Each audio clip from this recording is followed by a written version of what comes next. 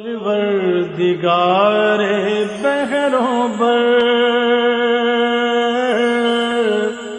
پروردگار بحروں بر۔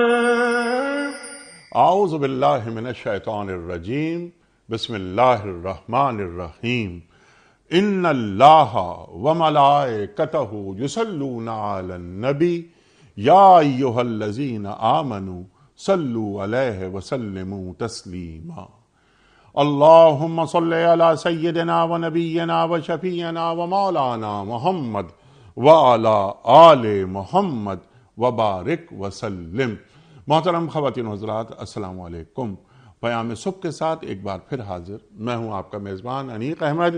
پیر، منگل، بدھ اور جمعرات، یہ 4 دن قرآن کریم کی مختلف آیات پر اپنے معزز علماء سے ہم بات کرواتے ہیں اور ان آیات کے تعلق سے سیکھتے ہیں کہ اللہ تعالیٰ کیا فرما رہا ہے، معنی مفاہیم کیا ہیں، شان نزول کیا ہے، اور آج قرآن کریم کی یہ آیت ہم سے کیا کہہ رہی ہے۔ لیکن جمعہ اور ہفتہ 2 دن سوال و جواب کے لیے ہوتے ہیں جو آپ اور ہم جانتے ہیں۔ ان 2 دنوں میں ہم کیا کرتے ہیں کہ آپ کی جانب سے آئے ہوئے سوالات رکھتے ہیں اپنے پاس، اور پھر ان سوالات کو ہم پیش کرتے ہیں اپنے عہد کے ایک جید مفتی صاحب کی خدمت میں، تاکہ حاصل کیا جائے ان سے قرآن و سنت کی روشنی میں اپنے مسائل کا حل۔ کچھ ویڈیو کوئسچنز ہوتے ہیں، ہم پاکستان کے مختلف شہروں میں کھڑے ہو کر عوام الناس سے وہ ویڈیو کوئسچنز ریکارڈ کرتے ہیں اور ان کوئسچنز کو بھی ہم مفتی صاحب کی خدمت میں رکھتے ہیں۔ خواتین و حضرات، ذہن میں کوئی گتھی نہ الجھی رہے، اس کو سلجھنا چاہیے، اس کے لیے تشریف لاتے ہیں مختلف علماء، مختلف مفتیان عظام صاحبان۔ آج کے ہمارے مہمان محترم مفتی محمد نجیب صاحب۔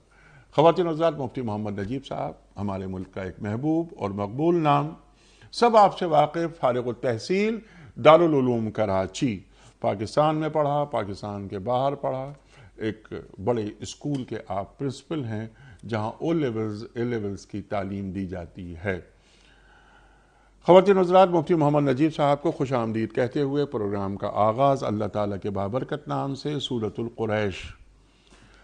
اعوذ باللہ من الشیطان الرجیم، بسم اللہ الرحمن الرحیم۔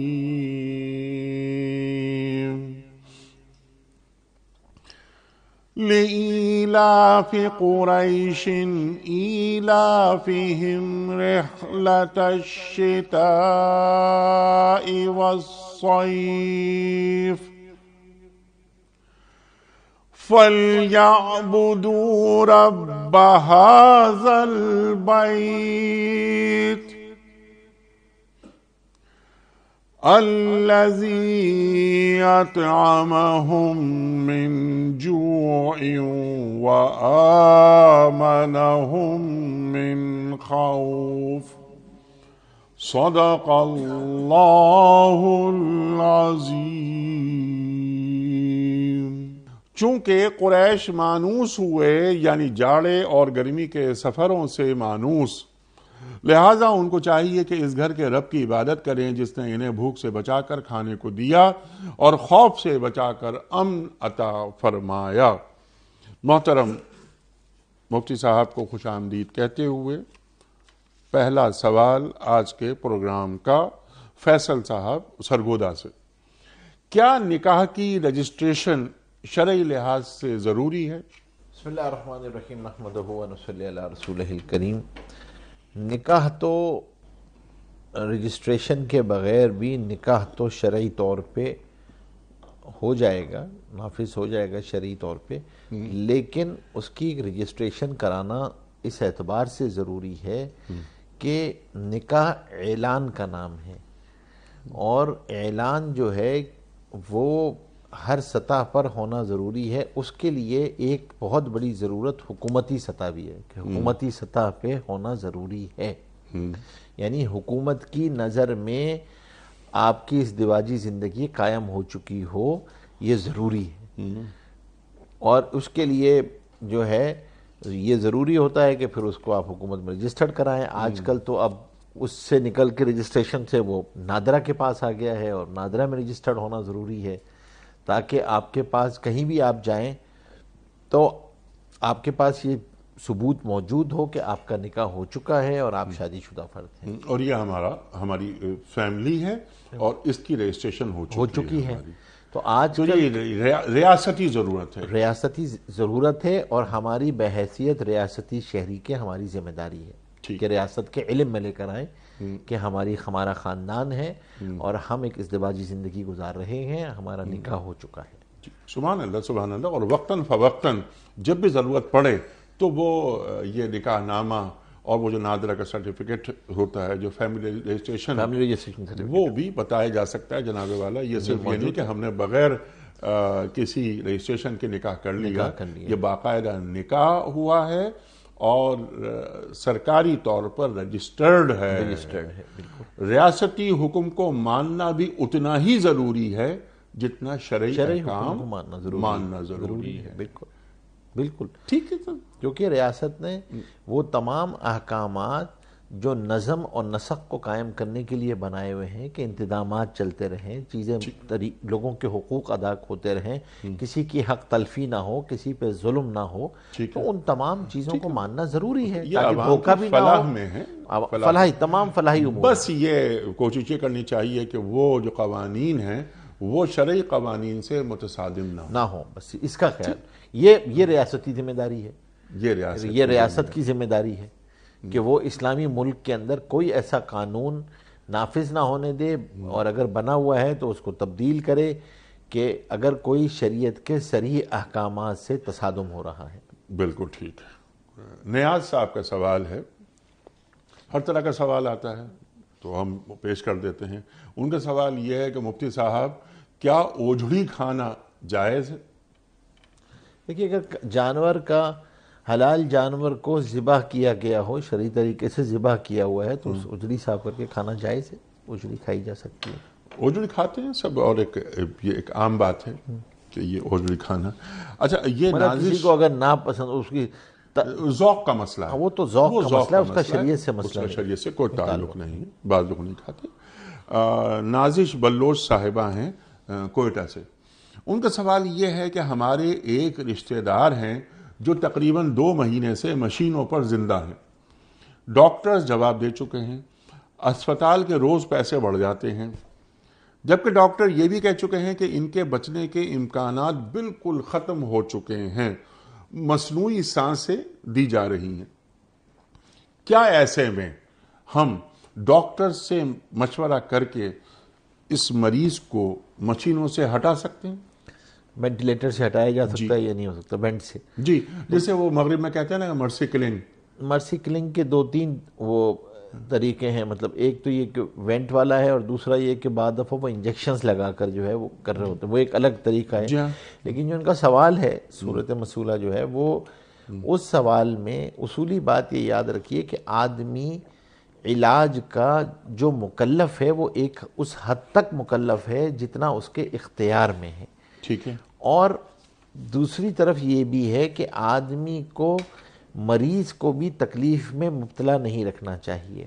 اگر اللہ کی طرف سے تقدیر آ چکی ہے، آدمی علاج کے تمام ذرائع اختیار کر چکا ہے، اطباء اپنا ہاتھ اٹھا چکے ہیں، اطباء کہہ رہے ہیں کہ بھائی اب نہیں ہے.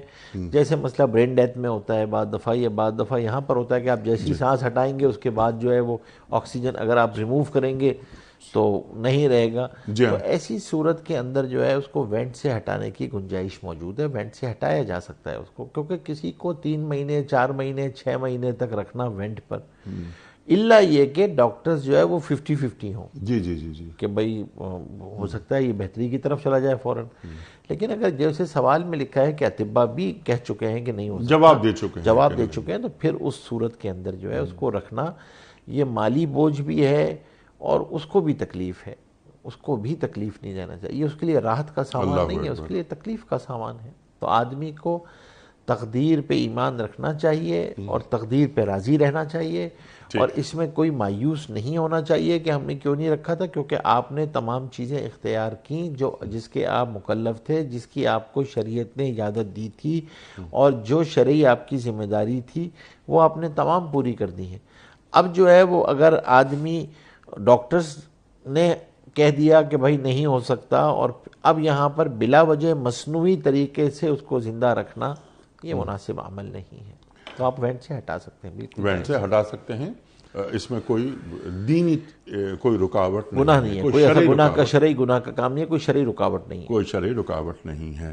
راشد صاحب کا سوال ہے ذرا یہ وراثت کے حوالے سے، ان کا سوال یہ ہے کہ میاں بیوی 50-50 کے پارٹنر تھے، ہر چیز میں وہ 50-50، یعنی مکان ہو یا ایسٹس جو بھی ہوں وہ 50-50 کے تھے، تمام ایسٹس میں یہی اصول تھا۔ میاں کا انتقال ہو گیا، 3 بیٹیاں ہیں، وراثت کس طرح تقسیم ہوگی؟ دیکھیں اصل بات تو یہ ہے کہ اگر یہ جو انہوں نے سوال میں لکھا ہے کہ 50-50 کی ملکیت تھی، اگر تو زندگی میں واقعتاً تمام اختیارات منتقل ہو گئے تھے 50-50 اور وہ بیوی 50% کاروبار کی مالک تھی، جی ایسا ہی ہے، اور بقیہ 50% جو ہے وہ شوہر جو ہے وہ مالک تھے، تو اب اس صورت کے اندر جو 50% بیوی کا ہے وہ تو انہی کی ملکیت رہے گی، ٹھیک ہے، اس پہ تو کوئی میراث کے اصول لاگو نہیں ہوں گے کیونکہ وہ زندہ ہے۔ ہاں بیوی کا اپنا حصہ جو ہے وہ اس کے اندر آ جائے گا، 8واں حصہ، وہ اپنا حصہ جو ہے وہ لے گی اس سے، ٹھیک، اور وہ حصہ جو ہے وہ یعنی اس کے اندر ورثہ براہ راست جو ہیں وہ 4 ہوں گے، اچھا 3 بیٹیاں ہوں گی اور بیوی ہوگی۔ ٹھیک، اچھا اب اگر اس میں سے حصہ بچ جائے گا تو اگر بچ جائے گا تو پھر وہ جو ہے وہ ان کے بھتیجوں کی طرف یا بھائیوں کی طرف جائے گا۔ اچھا اگر بچ بھائی جائے گا زندہ سے کیا مراد ہے؟ یعنی بیٹیوں کو اور بیوی کو دینے کے بعد جو حصہ بچ جائے گا۔ نہیں وہ کیسے بچے گا؟ 8واں حصہ تو بیوی کو دے دیا، اب 3 بیٹیاں رہ گئیں، تو ان 3 بیٹیوں میں وہ بقیہ حصہ تقسیم نہیں ہوگا؟ نہیں، بقیہ حصہ سارے کا سارا بقیہ جو ہے وہ ان کو نہیں جائے گا، اچھا سارا بقیہ ان کو نہیں جائے گا، بلکہ اس کے اندر جو ہے وہ حصہ اگر جو نصف تک جو ہے وہ ان کو جائے گا، نصف سے زیادہ نہیں جائے گا ان کو، اچھا بیٹیوں کو، اچھا، اور 8واں ان کو جائے گا۔ اب جو بچے گا تو یا تو بھائیوں میں جائے گا یا کہیں جائے گا، اگر اب مجھے نہیں پتا کہ انہوں نے آگے تفصیل نہیں لکھی ہے کہ آگے نہیں بس کون ہے، اتنا ہی لکھا ہے، آگے نہیں بتایا۔ آگے تفصیل نہیں لکھی ہوئی ہے نا۔ اچھا وہ تو کہہ رہی ہیں کہ میں ہوں ایک بیوہ، 3 بیٹیاں بس، لیکن آپ نے یہ بات بالکل واضح کر دی کہ جو وراثت تقسیم ہوگی وہ 50% تقسیم ہوگی، جو مرحوم کی ہے، جو 50% بیوہ کی ہے اس کو ہاتھ نہیں لگایا جائے نہیں اس کو تو ہے ہی نہیں نا، کیونکہ یہ بات طے ہے کہ وہ تو ان کی شروع سے ملکیت ہے، ملکیت ہی نہیں ہے۔ یعنی اصل میں سوال اس وقت پیدا ہوتا ہے کہ جب آپ نے صرف کچھ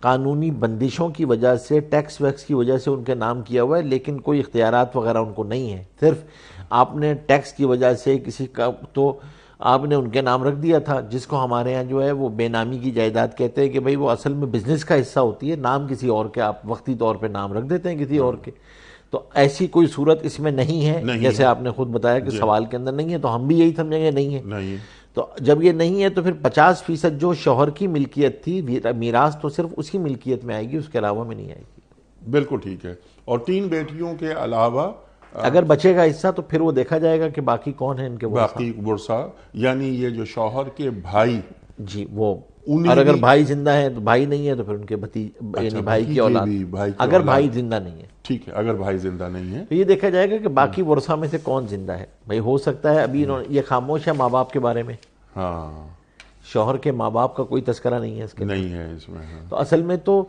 یعنی ایک بات اصولی بات یہ یاد رکھنی چاہیے کہ میراث کے مسئلے میں ہمیشہ تحریراً جواب لینا چاہیے، ہاں تاکہ تفصیلی جواب جو ہے نا وہ آ جائے، تفصیلی بات ہو جائے، بالکل صحیح ہے، اور اس کو اس لیے بھی ضروری ہوتا ہے کہ اگر آگے تصفیہ بھی کرنا ہو ہاں تو تصفیے کو بھی لکھ کر کسی مفتی سے دکھا لینا چاہیے، کیونکہ آگے چل کے پھر یہ مسائل پیدا ہوتے ہیں، اور اس وقت جنہوں نے تصفیہ کیا ہوتا ہے زبانی کلامی میں وہ لوگ زندہ نہیں ہوتے ہیں، تو پھر چیزیں الجھ جاتی ہیں آگے جا کے۔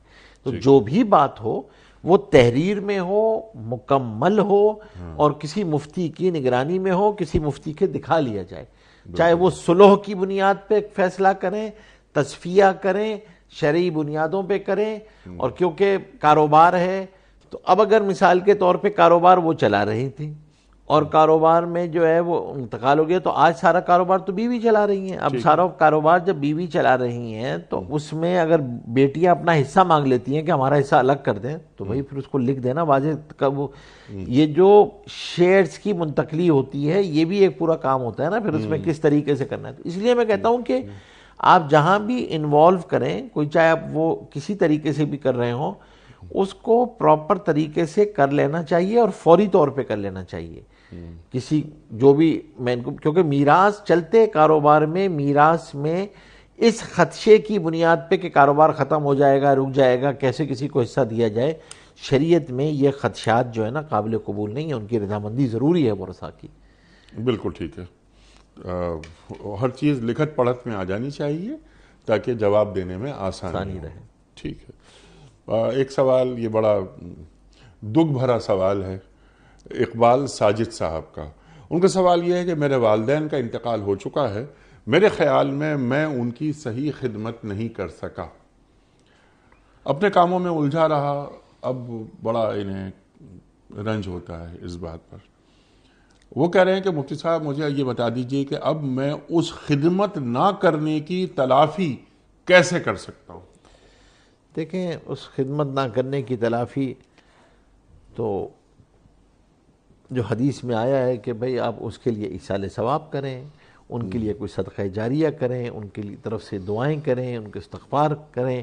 اور پھر جو بھائی بہن ہیں وہ آپس میں محبتوں کے ساتھ رہیں، ان بھائیوں کے ساتھ بہنوں کے ساتھ صلہ رحمی کا معاملہ کریں. اور اسی طریقے سے جو ہے وہ ان ماں باپ کے اگر بھائی بہن موجود ہیں تو ان کے ساتھ صلہ رحمی کا معاملہ کریں. یہ ساری وہ چیزیں ہیں جو اس خدمت کا کمپنسیٹ ہو سکتی ہیں جو تلافی ہوئی ہے. حقیقی تلافی تو ظاہر سی بات ادا نہیں ہوتی کیونکہ وہ تو ماں باپ کی برکات ان کی زندگی کے اندر ہوتی ہیں، لیکن وہ برکات جاری رہتی ہیں اور ان کا فیض جاری رہتا ہے اگر آدمی ایصال ثواب کا اہتمام کرے. آدمی ان کی قبر پہ جاتا رہے، دعائیں پڑھتا رہے، ان کے لیے صدقہ جاریہ ان کی طرف سے کر دے، کنواں کروا دے، کہیں پانی کا بندوبست کروا دے، خیر کے کاموں میں ان کی طرف سے خرچ کر دے، روزانہ کچھ ایصال ثواب پڑھنے کا اہتمام کر لے کہ ان کی طرف سے.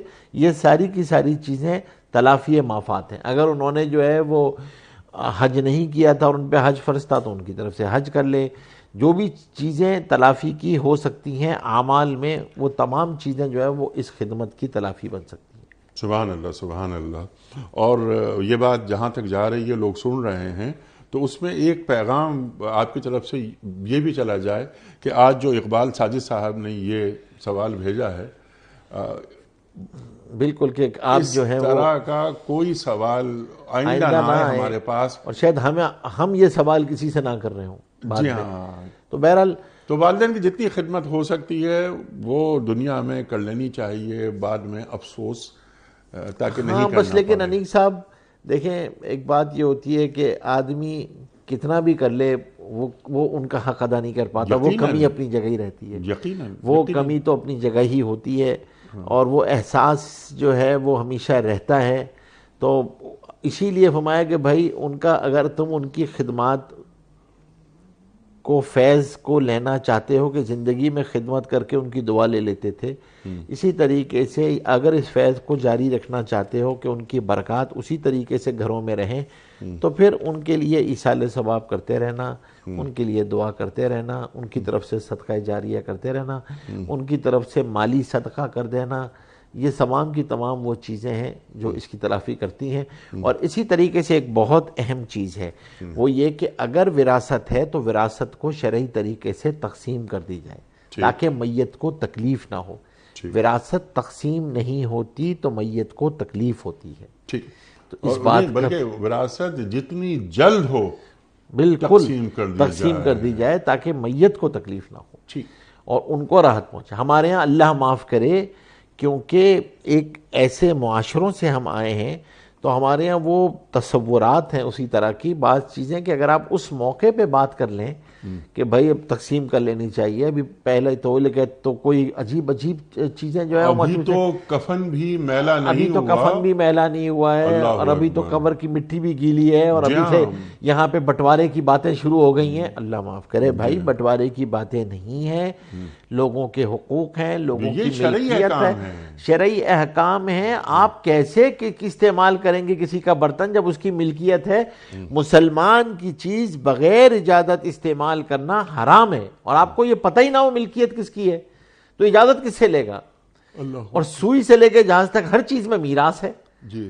تو یہ کہنا, اور میراث پرسیپشنز پہ تقسیم نہیں ہوتی کہ ہاں بھائی دیکھ لیں گے بس ٹھیک ہے یہ ہمارا ہے. یہ بھائی آپ یا تو بیٹھ کے طے کرو نا چیزیں, اور یہ بھی نہیں ہوتی ہے کہ آپ کی طرف سے جو ہے نا وہ میری طرف سے, یہ آپ بھائی سب کی ملکیت میں دیں, وہ اس کو غریبوں کو دیں, اپنے پاس رکھیں, کچھ کریں, وہ ان کا مسئلہ ہے. جی بہن کو دیں, بہن کو دیں, بھائی کو دیں, جو پہلے خود آپ ان کو لے لیں, اپنے ہاتھ میں لیں, پھر جس کو دینا چاہتے ہیں آپ بھائی کو دینا چاہتے ہیں, بہن کو دینا چاہتے ہیں, جس کو دینا چاہتے ہیں وہ آپ دے دیں. لیکن پرسیپشنز میں نہیں تقسیم ہوتی ہے. تو میراث کے بارے میں یہ بھی ایک بہت بڑا عمل ہے جس کی برکات پہنچتی ہیں, کیونکہ پھر یہ اس کے اندر اپنے کاروبار میں برکت آتی ہے. ہمارے ہاں سب سے بڑا مسئلہ یہ ہے کہ یہ تو سمجھتے ہیں کہ میراث دیتی تو کاروبار رک جائے گا, یہ نہیں سمجھتے کہ میراث کی ادائیگی سے کاروبار بڑھ جائے گا, کیونکہ برکت آ جائے گی اس کے اندر. اور اگر خدا نہ خواستہ میرے کاروبار میں کسی اور کا حصہ رہا اور اس کی اجازت کے بغیر رہا, اور اس نے جو ہے وہ بیچارہ مجبوری کی وجہ سے, چھوٹا ہونے کی وجہ سے, اور کسی وجہ سے کمزوری کی وجہ سے آپ سے مطالبہ نہیں کر سکا, تو وہ تو اپنے ساتھ وہ پیسہ تو پریشانیاں لے کر آئے گا, وہ پیسہ تو کاروبار کے اندر پریشانیاں لے کر آئے گا, اور وہ پیسہ تو وہ تو حرام ہے, ناجائز ہے کسی کے پیسے کو بغیر اجازت استعمال کرنا. تو اس لیے یہ بھی ایک بہت بڑا ذریعہ ہوتا ہے خیر و برکت کو لانے کا, گھروں میں خیر و برکت کو لانے کا. اور ماں باپ جو ذمہ داریاں پیچھے چھوڑ کے گئے ہیں, یہ ماں باپ کے حقوق ہیں, جانے والے کے حق ہیں, ان کے حقوق کی ادائیگی ہے. جس طرح زندگی میں رہنے والوں کے حقوق ہوتے ہیں, جانے والوں کے بھی حقوق ہوتے ہیں. ان کے لیے ایصال ثواب کرنا, تجہیز و تکفین کا اہتمام کرنا, ان کی غیبت نہ کرنا, ان کی نیکیوں کو یاد کرنا, اچھے کاموں سے یاد کرنا, ان کے دوستوں, ان کے جو ملنے والے جن سے ان کا تعلق تھا ان سے اسی طرح کا میل جول رکھنا جیسے وہ اپنی زندگی میں رکھتے تھے, ان کی طرف سے صدقہ جاریہ کرنا. یہ تمام وہ چیزیں ہیں جو اس خدمت کی تلافی کا ذریعہ بن جاتی ہیں. سبحان اللہ, سبحان اللہ. پروفیسر سلمہ افتخار صاحبہ ہیں کراچی سے, بڑا اچھا سوال ہے ان کا. فرماتی ہیں کہ مفتی صاحب فتنے کے کیا معنی ہیں؟ کہا جاتا ہے کہ یہ فتنوں کا دور ہے. مفتی صاحب فتنوں کے اس دور میں خود کو محفوظ رکھنے کے لیے ہمیں کیا کرنا چاہیے, اور کیا اس سلسلے میں کچھ خاص دعائیں بھی ہیں؟ دیکھیں بہت اچھا سوال ہے لیکن بہت بڑا سوال ہے. جی بڑا سوال ہے. فتنہ بنیادی طور پہ آزمائش کو کہا جاتا ہے کہ یہ, اور واقعتاً یہ آزمائش کا دور ہے, اور آزمائش ہے سب سے بڑی ایمان کی, کیونکہ آدمی کے اوپر حالات اس طرح آتے ہیں کہ آدمی کا ذہن جو ہے وہ بعض دفعہ مخلوق کے اندر اس طرح پھنس جاتا ہے, اسباب کے گرد اس طرح گھوم جاتا ہے کہ آدمی کی نگاہ خالق الاسباب اور مسبب الاسباب کی طرف نہیں جاتی, چیز حالات کے بھیجنے والے کی طرف نہیں جاتی, حالات سے تاثر قبول کر لیتا ہے, حالات سے متاثر ہو جاتا ہے, حالات کے بھیجنے والے کی طرف نگاہ نہیں جاری ہوتی ہے. تو اس کے لیے چند چیزیں ضروری ہیں. ایک تو یہ کہ آدمی اعمال کا اہتمام کرے. یقیناً انہوں نے فرمایا دعائیں موجود ہیں, مسنون دعاؤں کا جو صبح و شام کی دعائیں ہیں ان دعاؤں پڑھنے کا اہتمام کرے خاص طور پہ, اور اسی طریقے سے جو صورتیں ہیں ان صورتوں کے پڑھنے کا اہتمام کرے. یہ تو دفع شر کے لیے نا, لیکن چند جو فتنے ہیں اس دور میں, یہ بات ذرا واضح بھی آپ فرما دیجئے تاکہ معلوم تو ہو کہ فتنہ کسے کہتے ہیں اور آج کے فتنے کیا ہیں. دیکھیں آج کے فتنے جو ہے نا, وہ ایک سب سے بڑا جو فتنہ ہے وہ تو جو حضور پاک صلی اللہ علیہ وسلم کے زمانے سے لے کے آج تک ہے, وہ ہے مال, وہ ہے حب دنیا, حب جاہ. یہ بھی فتنے ہیں, آزمائش ہیں. آدمی اس کی وجہ سے جو ہے وہ دین کو آدمی پیچھے چھوڑ دیتا ہے.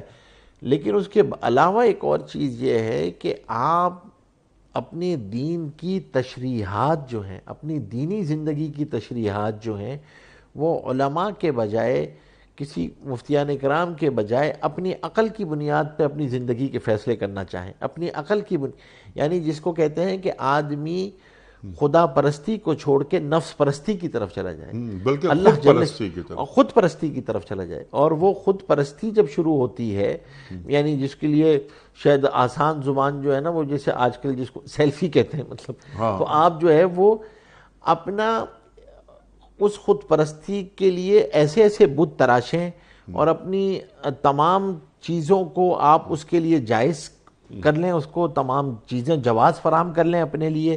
یہ بھی ایک آزمائش ہے. اسی طریقے سے حالات کا آنا، یہ اس وقت جو وبا چل رہی ہے یہ بھی آزمائش ہے. اس وبا میں اپنے آپ کو بیلنس رکھنا، پریونٹیو احتیاطی تدابیروں کے ساتھ پریونٹیو میجرز دونوں تینوں طرح کے اختیار کرنا. مطلب میڈیکل پریونٹیو میجرز ہیں کہ آپ فزیکل ڈسٹینسنگ پہ رہیں گے، ماسک پہنیں گے، یہ سب کچھ صحیح ہے، ایک یہ بھی میجر ہے. لیکن اسپریچول پریونٹیو میجرز بھی تو ہیں جو بتائے ہوئے ہیں، جو روحانی میجرز بھی تو ہیں، وہ بھی تو پریونٹیو میجرز ہیں نا. حدیث کہہ رہی ہے وبا آتی ہے، بالکل وبا آتی ہے. حدیث تو یہاں تک آتا ہے کہ بھائی سال میں ایک دن آتا ہے ایسا کہ آسمانوں سے وبا آتی ہے، اپنے برتنوں کو ڈھانک کے رکھا کرو ورنہ برتن میں آ جاتی ہے. وبائیں اترتی ہیں آسمانوں سے، آسمانوں سے تکلیفیں اترتی ہیں، حالات تو آتے ہیں. کیوں آ رہا ہے حدیث میں کہ جو لوگ مسجدوں کو آباد کرنے والے ہوتے ہیں ان سے وہ تکالیف ہٹا لی جاتی ہیں جو آسمانوں سے اترتی ہیں، جو پریشانیاں آتی ہیں وہ ایسے لوگوں سے ہٹا لی جاتی ہیں. دعاؤں کا اہتمام کرنا چاہیے، دعاؤں کے. اور پھر اسی طریقے سے قیامت تک کے لیے اللہ جل شانہ نے حفاظت کا ایک نسخہ بتایا ہوا ہے.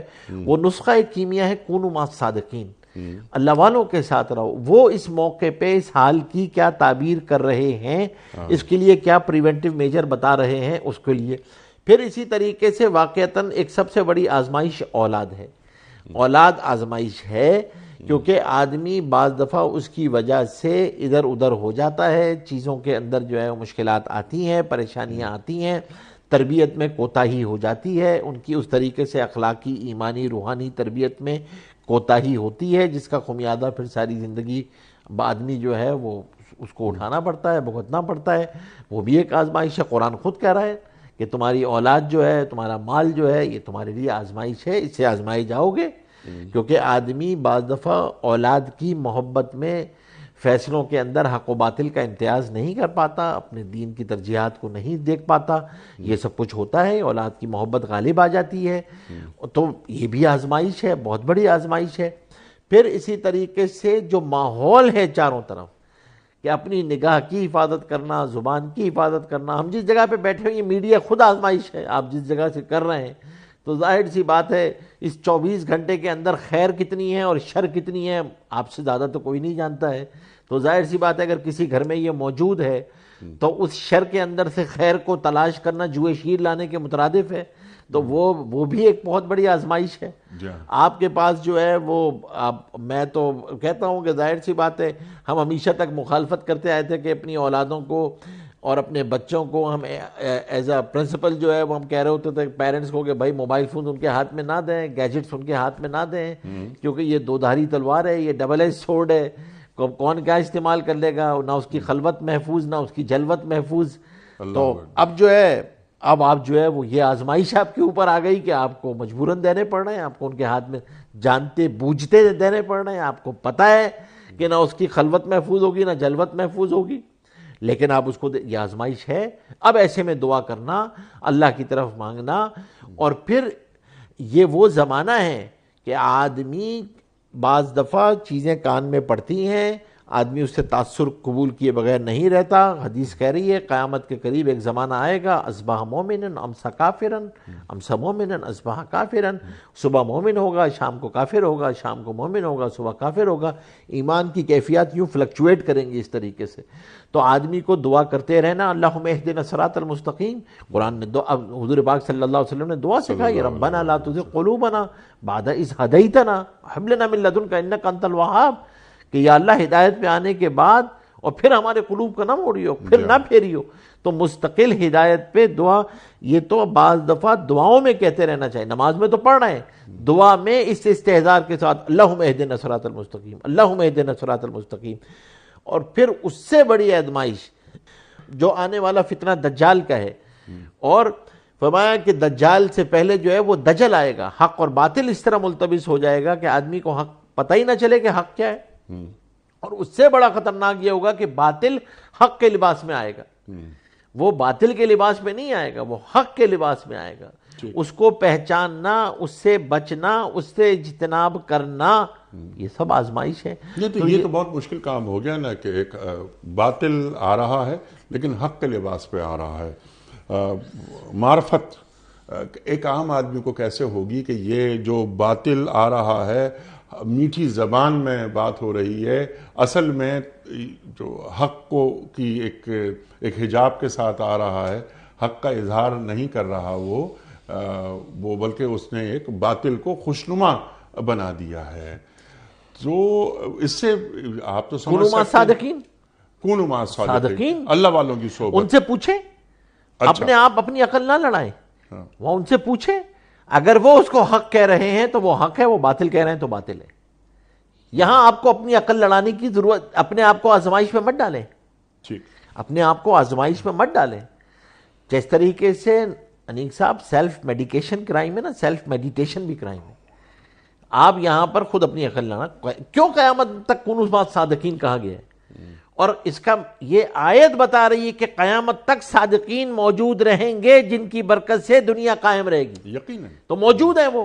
ہماری تلاش میں کمی ہو سکتی ہے، ہماری کوئی کوتاہی ہو سکتی ہے، لیکن علماء حق، علماء ربانیین قیامت تک موجود رہیں گے۔ ان سے رابطہ رکھنا، ان پر اعتماد کرنا، ان کی بات کو لے لینا، اس جگہ پر یہی اپنی حفاظت کا ذریعہ ہے۔ یہی وہ نوح علیہ السلام کی کشتی ہے جس سے طوفان نوح سے بچا جا سکے گا، اللہ اس کے بغیر بچنا ممکن نہیں ہے۔ آپ چاہیں کہ آپ کسی اللہ والوں کی صحبت میں بھی نہ بیٹھیں، آپ کے گھر کا ماحول بھی نہ ہو صحیح، آپ اپنے آپ کو بھی بدلنے کے لیے تیار نہ ہو اور آزمائشوں سے بچ جائیں، خیال استو مال استو۔ اچھا، تو اس سلسلے میں کچھ چند خاص دعائیں؟ دیکھیں، دعائیں تو اللہ تبارک و تعالیٰ نے حضور پاک صلی اللہ علیہ وسلم کی زبان مبارک سے بہت ساری دعائیں موجود ہیں جن دعاؤں کو پڑھا جا سکتا ہے، جو صبح شام کی دعائیں ہیں، نقصانات سے بچنے کی دعائیں ہیں۔ یہاں پر یہ فتنوں سے، فتنہ دجال سے جس کا آپ نے ذکر کیا، ایک تو یہ کہ سورہ کہف کی آیات ہیں، حدیث بتا رہی ہے سورہ کہف کی جو شروع کی 10 آیات، آخری کی 10 آیات جو ہیں، وہ اس کا اہتمام جو کرے گا، خاص طور پہ جمعے کے دن تو خاص طور پہ جو ان کو پڑھنے کا اہتمام کرے گا وہ دجال کے فتنے سے محفوظ رہے گا۔ تو آدمی کو سورہ کہف کا جو ہے وہ اہتمام کرنا چاہیے، اور پھر اسی طریقے سے کہ ان لوگ اللہم انا نجعلک فی نحورہم ونعوذ بک من شرورہم اللہم استر عوراتنا وآمن روعاتنا، یہ ساری کی ساری چیزیں جو ہیں وہ اسی کے لیے ہیں کہ ہم اپنی حفاظت رکھیں، خطرات سے، آفات سے، بلیات سے اپنے آپ کو حفاظت میں رکھا جائے۔ ان دعاؤں کا پڑھنے کا اہتمام کریں۔ صبح و شام کی جو دعائیں ہیں نا، وہ بڑی اہم دعائیں ہیں، حفاظت کی دعائیں ہیں، اور اس کے اندر یعنی نقصانات سے تلافی بھی ہے، اور دعا خود ایک اتنا بڑا عمل ہے، اتنا بڑا عمل ہے، افضل ترین عمل۔ آپ دعاؤں کا اہتمام رکھیں۔ اگر آپ کا مسئلہ حل نہ بھی ہو تو اس دعا کرنے کا اجر تو کہیں ضائع گیا ہی نہیں، اللہ کو یہ پسند ہے۔ تو اس لیے فرمایا نا کہ اللہ تبارک تقدیر اصل ہے، لیکن کوئی چیز اگر تقدیر کو بدل سکتی تھی تو دعا تھی، تو دعا تقدیر کو بدل دیتی ہے۔ تو آدمی جو ہے نا وہ یعنی یہ تو اعمال ہیں جو خود سکھائے ہوئے، تو ہم دعاؤں کا اہتمام کریں۔ اسی لیے کوئی کتاب اپنے پاس ایسی ضرور رکھنی چاہیے جس میں صبح و شام کی مسنون دعائیں جو حضور پاک صلی اللہ علیہ وسلم نے ہمیشہ پڑھی ہیں، وہ دعائیں، چاہے کوئی بھی کتاب آسان سی موجود ہے، مطلب حسن حسین موجود ہے، شیخ اسلام مفتی تقی عثمانی صاحب کی پرنور دعائیں ہیں، یا کوئی بھی مسنون دعائوں کی کتاب، اور وہ کل 5-6 منٹ کا عمل ہے، 10-15 منٹ کا عمل ہے۔ اتنا ہی وقت نکالنا ہے آپ نے۔ اس فتنے سے حفاظت کے لیے ضروری ہے روزانہ 15 منٹ الگ نکالنا ہے، جس میں آپ دعاؤں کا اہتمام کریں، دعا کا اہتمام کریں۔ انیق صاحب، اولاد کی تربیت آج کے دور میں پیرنٹنگ جو ہے نا وہ چیلنج ہے، آزمائش ہے۔ اس سے بچنے کا ایک وظیفہ ہی سب سے بڑا ہے، وہ دعا ہے۔ وظیفہ عبدیت ہے دعا، عبدیت کا سب سے بڑا وظیفہ دعا ہے، دعا ہے، دعا ہے۔ اور اس دعا کے بعد عمل جو ہے وہ اللہ والوں کی صحبت ہے، اور اپنے گھر کا ماحول ہے۔ 3 چیزوں کا اہتمام کرنا ہے۔ گھر کا ماحول بنانے کی فکر کرنی ہے کہ گھر میں ماحول ہے، میری گھر کی ترجیحات میں قرآن اور دین نظر آ رہا ہو، 5 منٹ 10 منٹ چند منٹ نکال کر بیٹھیں، 3 آیات سے شروع کر دیں، آپ زیادہ نہیں کرتے، آپ 3 آیات سے شروع کر دیں، لیکن قرآن سے تعلق جوڑیں، قرآن سے تعلق جوڑیں، دین سے تعلق جوڑیں، دعا کا اہتمام کریں، روزانہ اللہ کی دعا، چلتے پھرتے اٹھتے بیٹھتے دعاؤں کا اہتمام کریں۔ اللہ اکبر۔ یہ بہت بڑی حفاظت کا، آیت الکرسی کا اہتمام، خاص طور پہ آیت الکرسی کا اہتمام کریں، اولاد کو سکھائیں، باہر نکلتے ہوئے پڑھو۔ حدیث کہہ رہی ہے کہ گھر سے باہر نکلو، بسم اللہ توکلت علی اللہ ولا حول ولا قوت الا باللہ، یہ دعا پڑھ لی، تمہاری حفاظت کر دی گئی، تمہاری کفالت کر دی گئی، شیطان کو تم سے دور کر دیا گیا۔ 3 گارنٹیاں لی جا رہی ہیں، چھوٹی سی دعا ہے، بسم اللہ توکلت علی اللہ ولا حول ولا قوت الا باللہ۔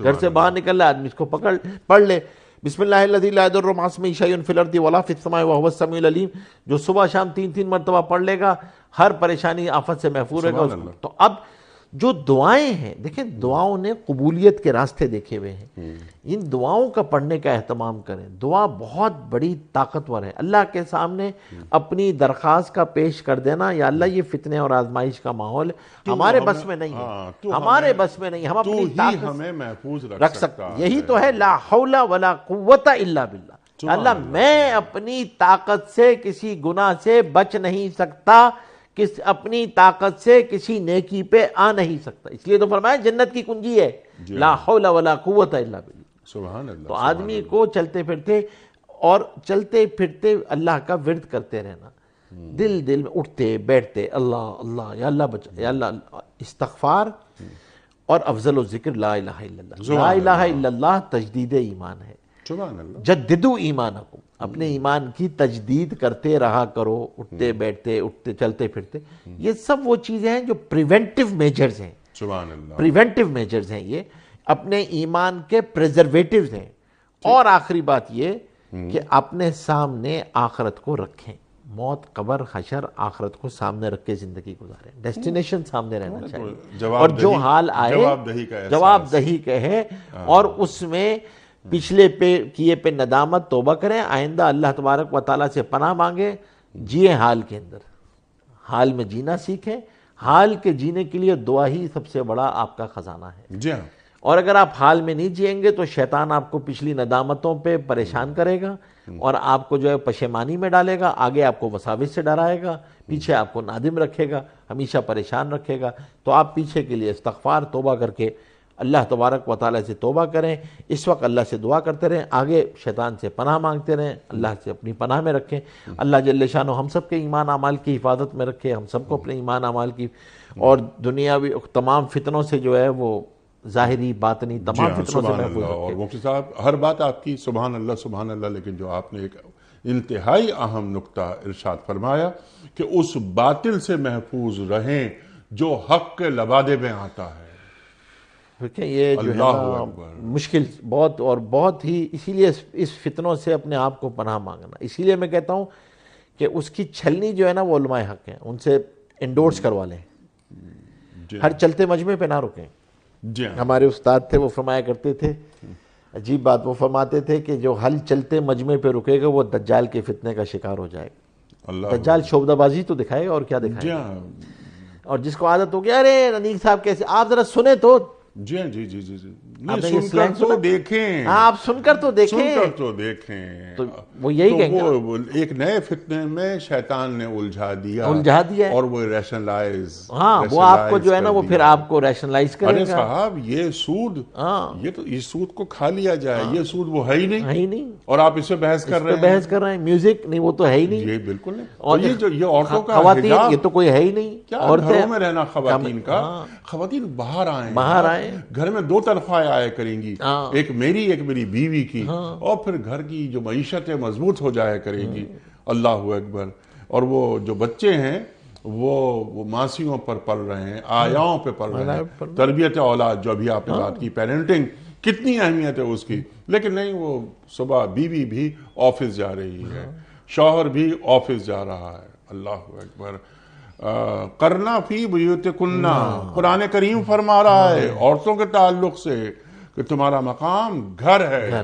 یہ تو قرآن کہہ رہا ہے نا، بالکل، یہ کوئی مولوی مفتی تو نہیں کہہ رہا ہے۔ تو کیسا ماحول، کیسا معاشرہ، کیسی اولاد، کیسی ماں، کیسا باپ قرآن دیکھنا چاہتا ہے۔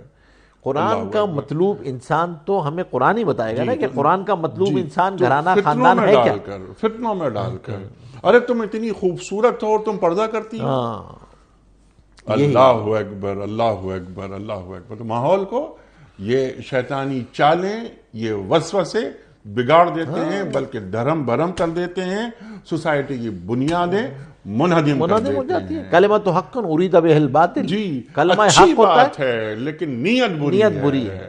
باطل کے مقصود جو ہے وہ باطل ہے. آپ کو شروع میں بڑا ہی وہ ایسا نعرہ نظر آ رہا ہے جو آپ کے مزاج طبیعت آپ کو لگتا ہے کہ یہ تو بڑا شاندار نعرہ ہے، یہ تو بہت ہی شاندار بات ہے، لیکن اندر خانہ جو ہے وہ اس کے نیچے کچھ اور اژدھائیں ہیں، کچھ اور مسائل ہیں، کچھ اور چیزیں ہیں جو معاشرے کی بنیادیں ہلا رہے ہیں، معاشرے کو ایک اور طرف لے کے جا رہے ہیں. آپ سوچیں نا، آپ یعنی اس بات کے اوپر کہ آپ جو ہیں وہ کس طریقے سے نسوانیت کو ختم کر کے، اور آپ اس کو عورت جو اللہ تبارک و تعالیٰ نے اتنا بڑا درجہ رکھا تھا اس کو آپ کہاں لے کر آ رہے ہیں؟ اس کو آپ کہہ رہے ہیں کہاں لے کر آ رہے ہیں، اس کو آپ ٹیشو پیپر بنا رہے ہیں بس.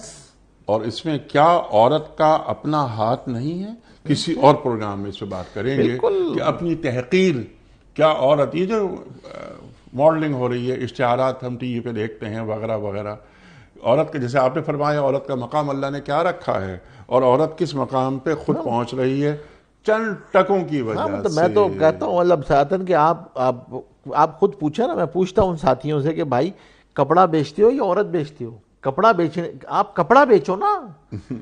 جی آپ ریزر بیچ رہے ہو یا عورت بیچ، کیا مطلب آپ کو نظر ہی نہیں آتا. تو اور اس کی وجہ صرف اور صرف یہ ہے کہ جب اشرف المخلوقات جب اپنا مقام سے گرتا ہے تو وہ پھر ظاہر سی بات ہے، جب آدمی مقام ثم رددناہ اسفل سافلین. مفتی صاحب کم از کم ایک ویڈیو کوسچن، کیونکہ وقت مکمل ہو رہا ہے. جناب والا مفتی صاحب کی خدمت میں سوال. السلام علیکم مفتی صاحب، میرا سوال یہ ہے کہ جو ماں باپ اپنی بچیوں کے لیے جو رقم جمع کرواتے ہیں کیا اس پہ بھی زکوٰۃ لاگو ہے؟ بچوں کے لیے جو پیسے رکھے جاتے ہیں، بلکہ سوال کو ذرا سا اور بڑا کر دیتے ہیں، جو گولڈ رکھا جاتا ہے بیٹی کے نام، جب بیٹی بڑی ہوگی تو ہم شادی کر دیں گے، تو اس گولڈ پہ بھی زکوٰۃ دی جائے گی، ان پیسوں پہ بھی زکوٰۃ دی جائے گی؟ ارشاد. دیکھیں ایک بات یاد رکھیے گا، اصولی بات، جی رقم ہو یا چیز ہو، وہ کسی نہ کسی کی ملکیت میں ہوتی ہے. ٹھیک ہے. شریعت یہ سوال کرے گی کہ آپ نے جو گولڈ اپنی بچی کے نام کیا ہے یہ آپ کی خواہش ہے یا اس کی ملکیت میں دے دی ہے؟ ٹھیک ہے. جواب اگر یہ آئے کہ وہ میری خواہش ہے تو اس کا مطلب آپ کی ملکیت باقی ہے، زکوٰۃ آپ کو دینی ہو. ٹھیک. اگر جواب یہ آئے کہ نہیں میں نے اس کو مالک بنا دیا ہے، اب وہ مالک ہے، تو پھر زکوٰۃ جب تک وہ نابالغ ہے جب تک تو زکوٰۃ نہیں ہوگی اس پہ. جب وہ بالغ ہو جائے گی تو زکوٰۃ اس پر ہوگی. اور ایک بات اور یہ کہ آپ کی بات سبحان اللہ بالکل واضح ہوئی، لیکن یہ کہ ملکیت کی بات کہ اگر میں نے اپنی بیٹی کو کی ملکیت میں دے دیا ہے تو اب اس مال کا تصرف میں نہیں کر سکتا. اب میں نے گولڈ رکھوا دیا ہے بیٹی کے نام پر، ملکیت بیٹی کی ہو گئی، زکوٰۃ میں نہیں دے رہا، لیکن اگر ضرورت پڑے گی خدا نہ خواستہ تو میں اس گولڈ کو بیچ نہیں سکتا جب تک وہ نابالغ ہے. بالغ کی اجازت کا تو اعتبار ہوگا، نابالغ کی تو اجازت کا بھی اعتبار نہیں ہے. جی ہاں، نہیں بالغ ہو گئی تو پھر تو زکوٰۃ ہو گئی نا. زکوٰۃ بھی ہو گئی، پھر وہ اجازت دے آپ کو دینا چاہے تو وہ اس کی طرف سے ہبہ ہوگا، اس کی طرف سے ہدیہ ہوگا. جی ہاں جی ہاں. تو یہ نہیں ہو سکتا کہ نابالغ آپ نے بچی کے نام بھی کر دیا کہ میں نے بچی کو دے دیا اور خود بھی ہار پہنتی رہے. جی جی خود بھی پہنتی رہے وہ، اور جب زکوٰۃ کی باری آئے تو کہیں وہ تو بچی کا ہے، میری تو ہے ہی نہیں. یہ نہیں ہو سکتا. یہ نہیں ہو سکتا. بالکل کلیئر ہو گئی بات. مفتی صاحب آپ کا بڑا شکر گزار، آپ تشریف لائے، آج بھی ہم نے آپ سے بہت سیکھا. خواتین و حضرات، ہمارے علماء کو اللہ سلامت رکھے، تشریف لاتے ہیں اور قرآن کریم سے ہمیں قریب کر دیتے ہیں. پیر، منگل، بدھ اور جمعرات یہ 4 دن ہمارے ہوتے ہیں قرآن کریم کی مختلف آیات پر ہم بات کرواتے ہیں، سیکھتے ہیں اپنے عہد کے ممتاز اور محترم علماء کرام سے. وہ تشریف لاتے ہیں اور قرآن کریم کا علم ہم تک منتقل کرتے ہیں. جتنا شکریہ ادا کیا جائے وہ کم ہے اپنے معزز علماء کا.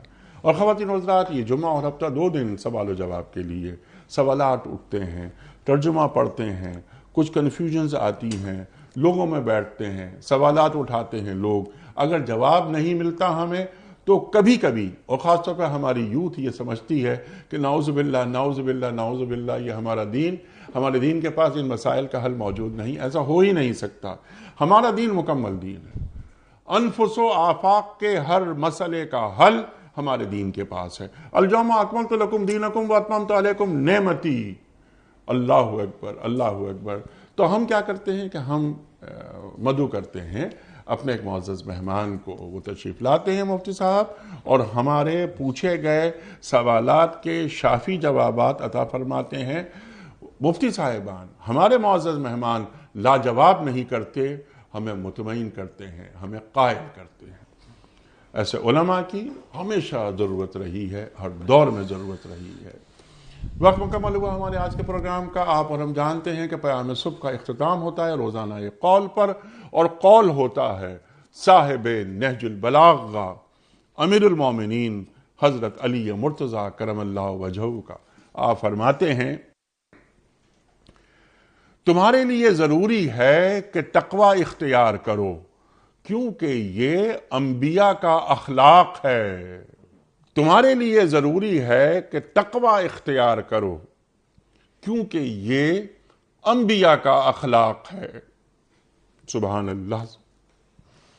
انیق احمد کو کل تک کے لیے اجازت. خدا. پروردگار